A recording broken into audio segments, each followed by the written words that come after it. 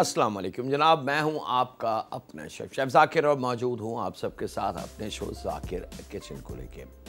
दो सफ़र हैं मज़ेदार।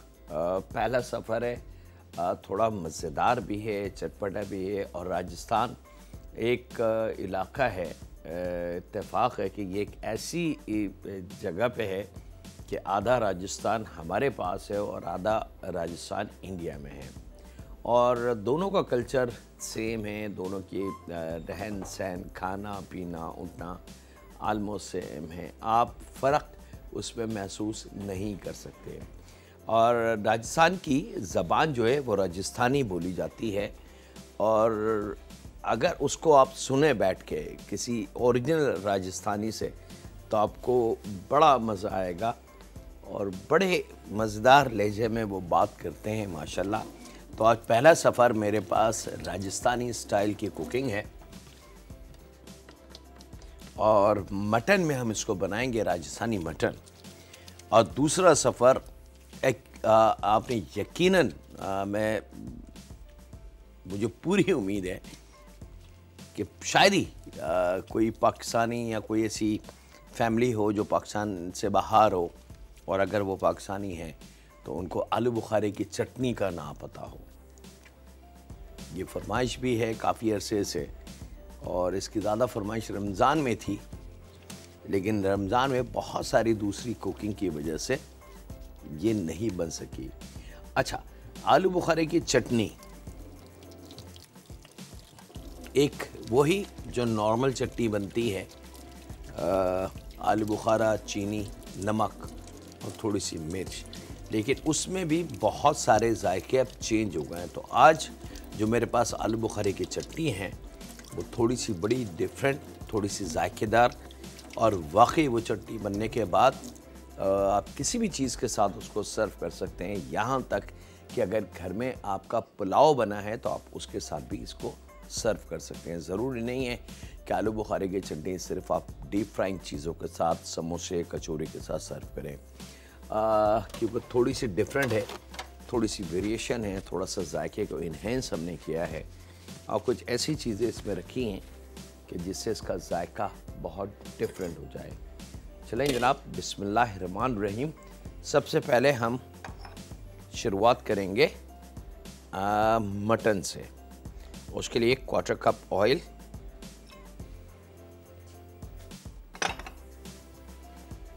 और 2 अदद दरमियानी प्याज,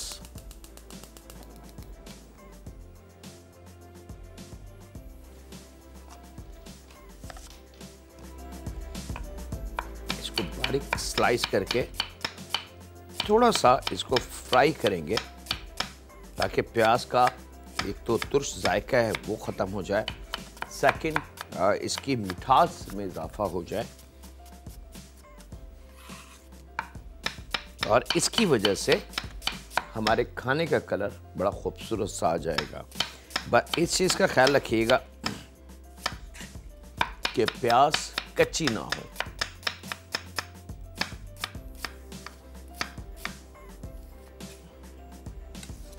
दो अदद दरमियानी प्याज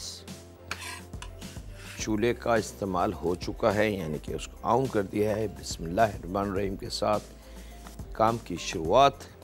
सबसे पहले 2 अदद प्याज,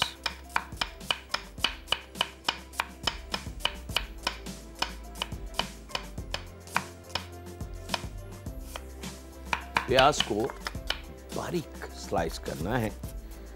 स्लो में थोड़ी सी आपको मेहनत होगी, आराम आराम से इसको करें और जब हाथ रवा हो जाए तो फिर बेशक आप इसकी कटिंग तेज़ी के साथ कर सकते हैं। चलें जनाब, 2 अदद प्याज हमारी शुरू हो चुकी है पकना।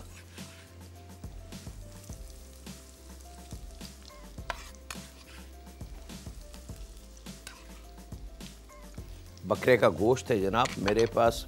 अच्छा, इसके लिए आप हड्डी वाला गोश्त भी ले सकते हैं, बोनलेस भी ले सकते हैं, इज़ अप टू यू। और अगर आप चाहें तो ये भी ऑप्शन आपके पास है कि बाज़ घरों में बकरे का गोश्त नहीं खाया जाता, वो इससे ज़्यादा अहमियत गाय के गोश्त को देते हैं, तो आप सेम पैटर्न गाय के गोश्त में भी कर सकते हैं।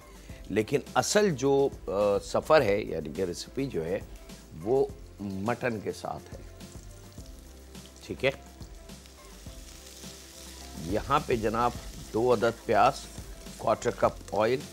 शुरू में चूल्हे को थोड़ा सा तेज़ करेंगे ताकि प्याज का जो पानी है वो जल्दी से पक के ख़त्म होना शुरू हो और उसके बाद प्याज पे कलर आ जाए जो हमारा मतलूबा कलर है, यानी कि सिकी हुई प्याज वाला कलर।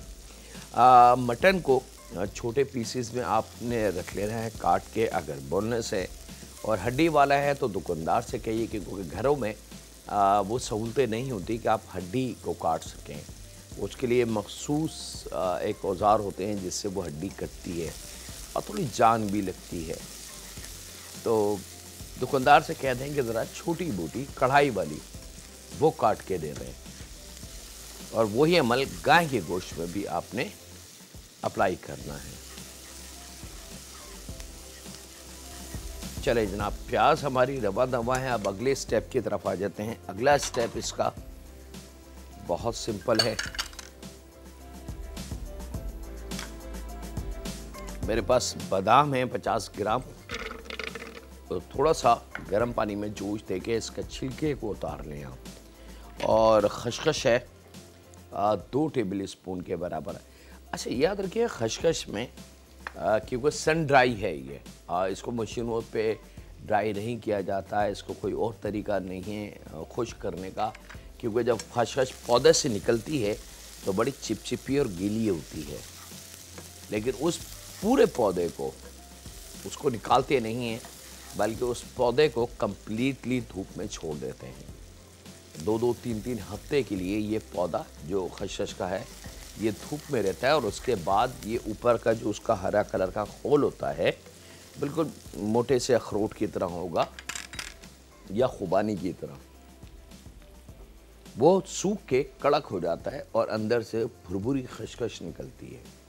तो उसको खोलने के बाद फैला दिया जाता है और धूप उसको लगती है ताकि वो अच्छी तरीके से ड्राई हो जाए। इसको इंटरनेशनल मार्केट में या कुकिंग लैंग्वेज में सन ड्राई फूड प्रोडक्ट कहा जाता है। और सन ड्राई आपको दुनिया की हर चीज़ मिल जाएगी, तमाम फ्रूट्स, तमाम वेजिटेबल और तमाम मीट। हंटर बीफ का नाम आपने यकीनन सुना होगा, तो हंटर बीफ भी सन ड्राई की ही फैमिली है। तो यहाँ पे खसखस के लिए द बेस्ट वे आपने जो करना है, 2 टेबल स्पून खसखस, थोड़ा सा पानी शामिल करेंगे इसमें,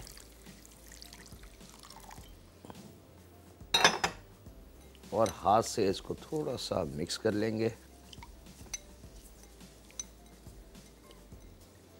और उसके बाद इस खसखस को आपने ऊपर से, ये पानी की सतह के ऊपर आ जाएगी तो आपने इसको निकाल लेना है बहुत एहतियात से, पर नीचे का पानी आपने छोड़ देना है। उसके अंदर इसकी तमाम मिट्टी जो होगी वो ठहर जाएगी, यानी कि बेसिकली खसखस को आप साफ़ नहीं कर सकते।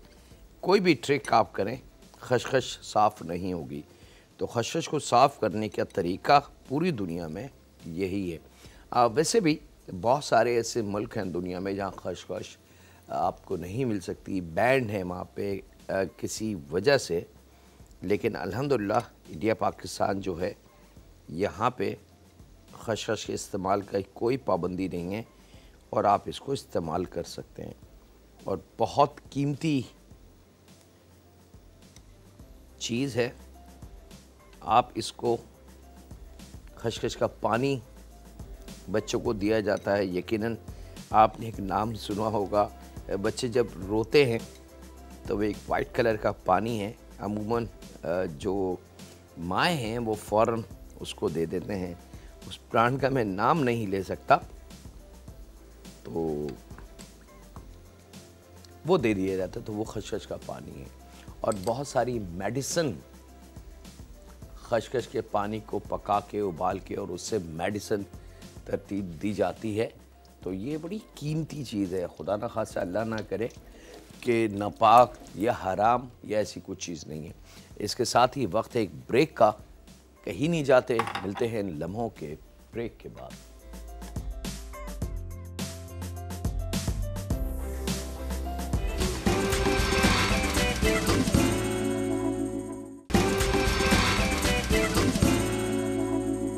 वेलकम बैक जनाब। ब्रेक से वापस आ चुके हैं। प्याज का कलर आप देख सकते हैं जनाब कि रेड गोल्डन हो चुका है। ये कलर रिक्वायर्ड है और जैसे ही ये कलर करीब हो तो इसमें 1 टेबल स्पून अदरक और लहसुन का पेस्ट शामिल कर दें फ़ौरन, ताकि प्याज का कलर डार्किश ब्राउन की तरफ ना चला जाए। अब इसके अंदर हमने 1.5 पाव या आधा किलो तक बकरे का गोश्त शामिल करना है।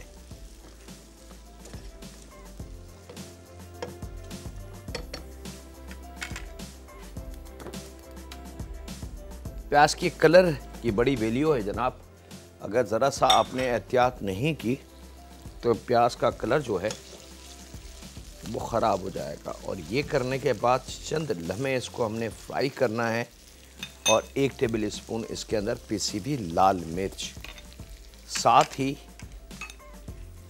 बड़ी वाली इलायची काली वाली 3 अदद, छोटी वाली हरी इलायची 5-6 दाने, दालचीनी 1.5 इंच का टुकड़ा ले लें, उसको थोड़ा छोटा तोड़ लीजिएगा वो, और तकरीबन 10-12 दाने लौंग के ये शामिल करना है और इसको खूब अच्छी तरीके से आपने मिक्स कर लेना है।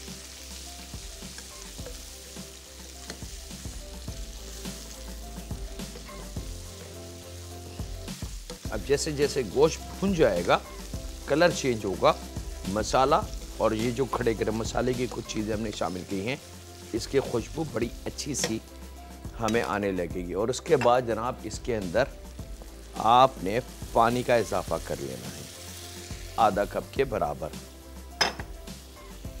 ताकि मसाला जलने से महफूज रह सके। उसके बाद जनाब 1 पाव दही,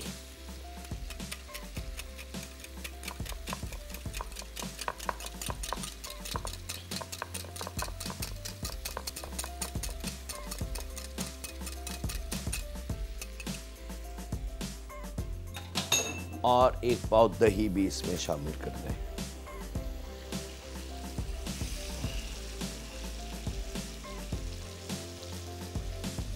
अच्छा, डब्बे वाला जो दही है जो पैक आता है उसका इस्तेमाल मत कीजिएगा, क्योंकि वो थोड़ा सा मीठा दही होता है, तो उससे हमारा खाना जो है वो मिठास की तरफ ज़्यादा चला जाएगा और फिर हम खाते वक्त कहेंगे कि पता नहीं ऐसा क्या था कि ये मीठा क्यों हो गया।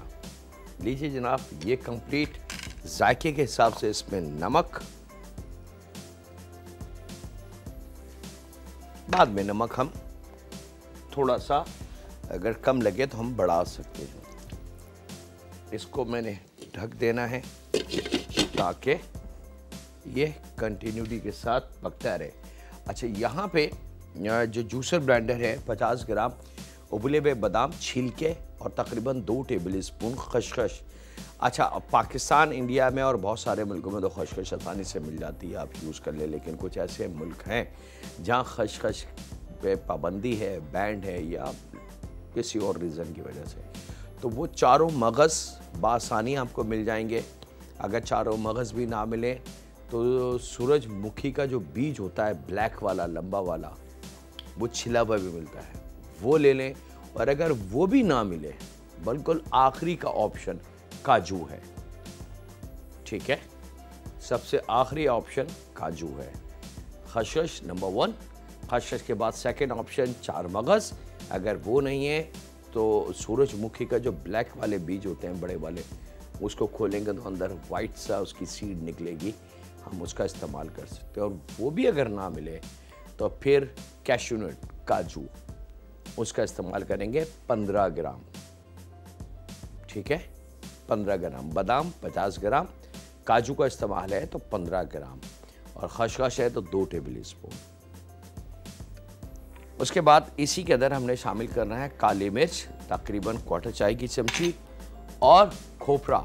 अच्छा, खोपरा, एक खोपरा मिलेगा आपको बिल्कुल जो ड्राई वाला होता है, आपने देखा होगा अक्सर जो मिक्स पान के मसालों में और पान में पान वाले डाल के देते हैं, मीठे पान में अक्सर होता है।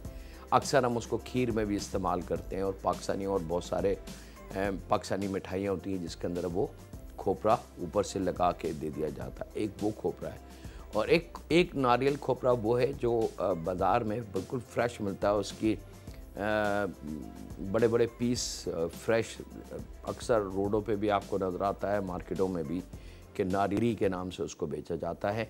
सॉफ्ट होता है कि आप उसको लेके धो के ऐसे ही खा लें। वो खोपरा तकरीबन 100 ग्राम के बराबर वो इसमें शामिल करना है, और यहाँ इसके साथ ही इसमें थोड़ा सा पानी में शामिल करूँगा और इसको पीस के ये मसाला मैंने यहाँ शामिल करना है। और इस बीच आपसे इजाज़त ले लें एक ब्रेक की।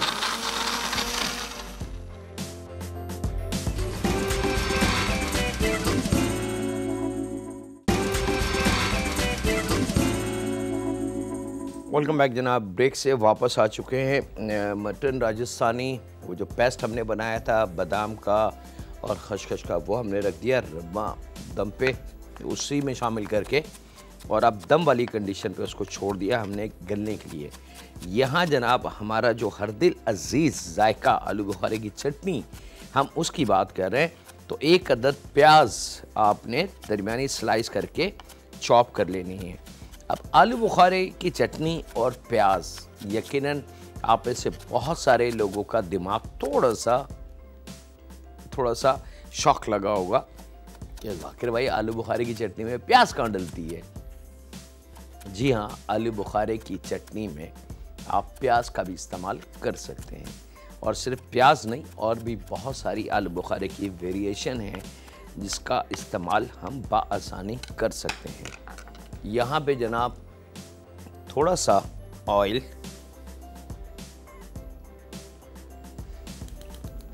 आधा क्वार्टर कप ले लें या 4 to 5 टेबल स्पून, और उसमें ये प्याज हमने शामिल कर देनी है और इसको थोड़ा सा नरम करना है। याद रखिएगा, जलाना नहीं है जैसे अभी हमने मटन के लिए किया, वो नहीं, सिर्फ हल्का सा हमने इसको नरम करना है।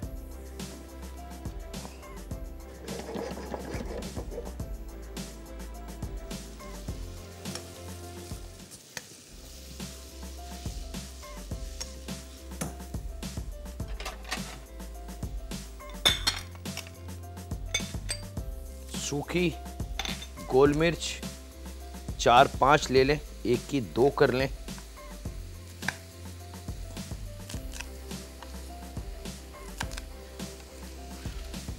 ये इस प्याज में शामिल हो गई। यहाँ पे कुटा हुआ साबुत धनिया और थोड़ा सा ज़ीरा कुटा हुआ, यानी कि 1-1 चाय की चमची भर के ये दोनों हमने इसमें शामिल कर देने। और इसको याद रखिएगा भूनना नहीं है, नॉर्मल धनिया और ज़ीरा लेके हल्का सा दुरदुरा कर लें, और सूखी गोल मिर्च के साथ आपने प्याज में शामिल कर देना है। और अब इसको आपने थोड़ा सा मज़ीद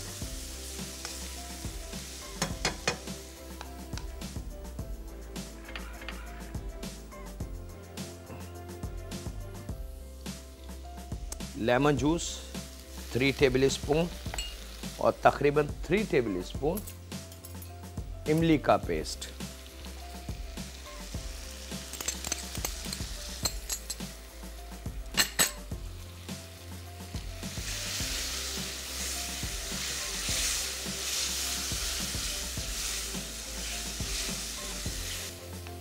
जब ये मिक्स हो जाए तो दानेदार चीनी लगभग 4 टेबल स्पून, 4 से 5 टेबल स्पून दानेदार चीनी हमने शामिल करनी है। और यहाँ पे शामिल करेंगे खोपरा, वही फ्रेश वाला जो खोपरा अभी मैंने इस्तेमाल किया है यहाँ पे। तो तकरीबन 50 ग्राम के बराबर फ्रेश खोपरा कद्दूकस किया हुआ ये, और यहाँ पे 50 ग्राम के बराबर भूरी वाली किशमिश, और इसके साथ ही इसमें हम शामिल करेंगे आलू बुखारा 100-150 ग्राम के बराबर। एक कॉलर है, उनसे बात करते हैं। अस्सलाम वालेकुम। अस्सलाम वालेकुम। वालेकुम अस्सलाम जी।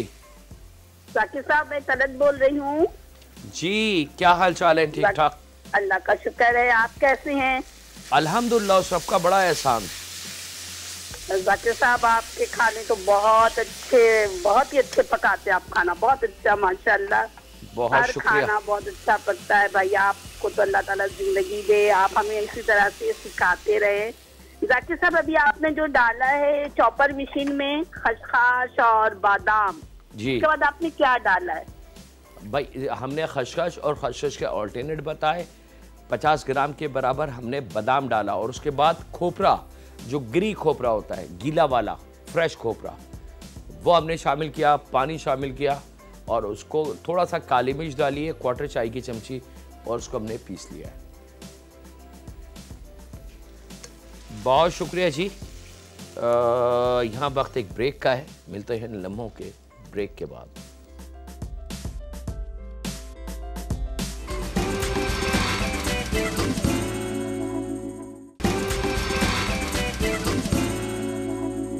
वेलकम बैक जनाब, ब्रेक से वापस आ चुके हैं और यहाँ पे पानी का इस्तेमाल आपने करना है तकरीबन आधे से पौना कप के बराबर, और इसको ढक के दम पे पकने दें। अच्छा, किसी गलती की वजह से या बाय मिस्टेक होती है खानों में, कोई इतनी बड़ी रॉकेट साइंस नहीं है दुनिया कि आपने सब कुछ सही फॉलो अप किया, लेकिन चूल्हे को हल्का करना या निचला लेवल करना आप भूल गए या आपने तवज्जो नहीं दी, तो उसका नुकसान ये होगा कि इसका जो पानी है, जो हमने एडिशनल पानी डाला है, वो जल्दी से ड्राई हो जाएगा। जब जो वो जल्दी ड्राई हो जाएगा तो इसको मोहलत नहीं मिलेगी पकने की। तो बगैर किसी डर के, अगर ऑप्शन ऐसा हो जाए कि जी ये कंडीशन आ जाए और मज़ा नहीं आ रहा, तो आप बगैर किसी डर के सादा पानी लेके इसके अंदर एडिशनल इजाफा 1/4 कप, आधा कप बगैर किसी डर के कर सकते हैं। याद रखिएगा, कुकिंग में डर नाम की चीज़ नहीं होनी चाहिए। और ये शामिल करके अब आपने इसको छोड़ देना है ताकि बड़े मज़े से ये अपना स्मूथनेस ले आए, और चंद लम्हों के बाद इसके अंदर वो, अच्छा, जो शादी ब्याह में हम खाते हैं आलू बुखारे की चटनी, आपने देखा होगा अक्सर, ख़ास तौर पे लाहौर में तो बहुत ज़्यादा उसका इस्तेमाल किया जाता है। वो चटनी एक अलहदा चटनी है। ये भी आलू बुखारे की चटनी है, लेकिन ये आलू बुखारे कोकोनट वाली चटनी है। और ये अमूमन इंडियन फूड, दालें, सब्ज़ियाँ और राइस के साथ सर्व की जाती है। और मसाला डोसे के साथ वन ऑफ द बेस्ट चटनी ये सर्व होती है। तो ये है आलू बुखारे की, लेकिन टोटल डिफरेंट। जिस तरीके से चटपटी बिरयानी हमारी होती है और एक सादा बिरयानी होती है, नमकीन बिरयानी भी उसको कहते हैं, सादा बिरयानी भी कहते हैं, दोनों बिरयानी हैं, लेकिन ज़मीन आसमान का फ़र्क। तो वो जो शादी ब्याह में हम आलू बुखारे की चटनी खाते हैं, वो टोटल डिफरेंट है। और ये कोकोनट फ्लेवर के साथ आप इसे खाना भी खा सकते हैं। आप रोटी, चपाती, राइस इसके साथ खा सकते हैं। आपको मज़ीद किसी खाने की ज़रूरत नहीं है। और यहाँ पे वक्त एक ब्रेक का, मिलते हैं लम्हों के ब्रेक के बाद।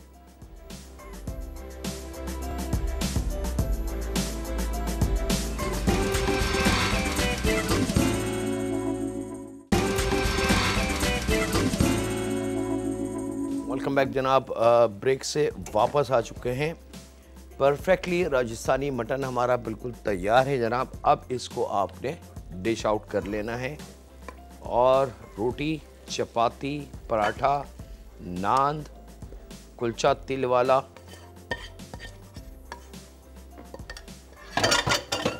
चंद लम्हे में इसका जो फिनिशिंग चिकना होता है वो ऊपरी सतह पे आ जाएगा। और यहाँ जनाब हमारी चटनी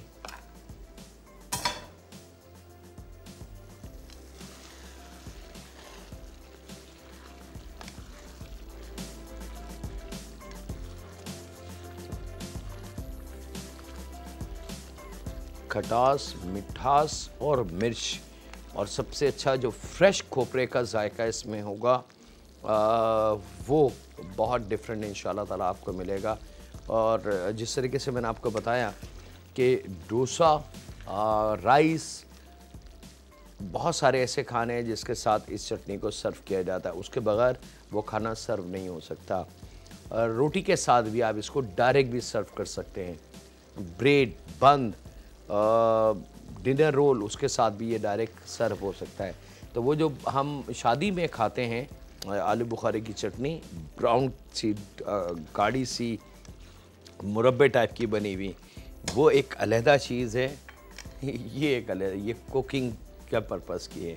एक कॉलर है हमारे, उनसे बात करते हैं। अस्सलाम वालेकुम। जी सलामुकुम।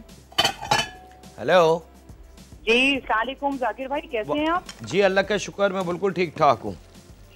जी जाकिर भाई, मुझे आपसे एक रिक्वेस्ट करनी थी। मैं वाइट कढ़ाई बनाती हूँ, मुझसे बिल्कुल सही नहीं बनती। ठीक है। बस मैं जिससे भी पूछती हूँ ना वो मुझे सही रेसिपी बताता है, मुझसे वो वाइट कलर आ पाता है।